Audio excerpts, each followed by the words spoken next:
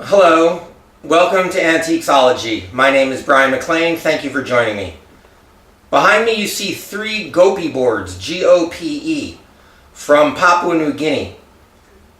The Gope boards are clan totems. They have abstracted designs which are unique to each board, which represent various family. They're like a family crest.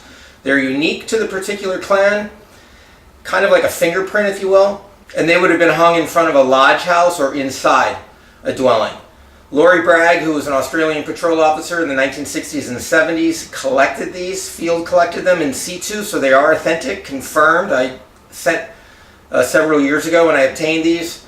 I was told by the seller that they were from Mr. Bragg, and I sent photos to him. I tracked his email down, sent him some pictures. He authenticated these he confirmed that these exact pieces were indeed field collected by himself personally. So that's pretty rock solid. And Mr. Bragg was, he's a big guy in the field of Papua New Guinea art, because he was stationed in charge of the Sepik region in the 60s and 70s during the colonial era. And he is the co-star with David Attenborough on a BBC documentary shot in 1970 or 71 called A Blank in the Map.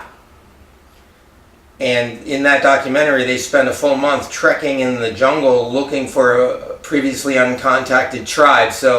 But it was a very rugged, remote, and large island, and there were lots of indigenous, unspoiled, if you will, areas. And they were still producing real art for real tribal use, not tourist stuff. That would come later. So these are actually authentic pieces of oceanic art, indeed worthy of museum collections. In my opinion, they look as good as the stuff I've seen in the Met.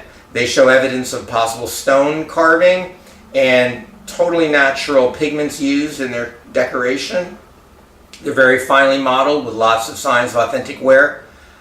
Here are the three Gope boards side by side, and you can see they all have unique designs. They do have common features, however, a central abstracted face with eyes. They're generally symmetrical and tapered, lozenge-shaped, almost like a shield. Sometimes people mistake them for shields, but they don't have any grip on the reverse, so they're definitely not shields. And the Gope on the right with the diamond finial I just sold, so I thought before I take it to the post office, I'd better do my long delayed and deferred Papua New Guinea Gope board presentation. Laurie Bragg provenance verified Gope boards from Papua New Guinea, field collected in the 60s or early 70s. And they were judging by the appearance and the natural pigments used and potentially even stone carving, evidence of stone carving.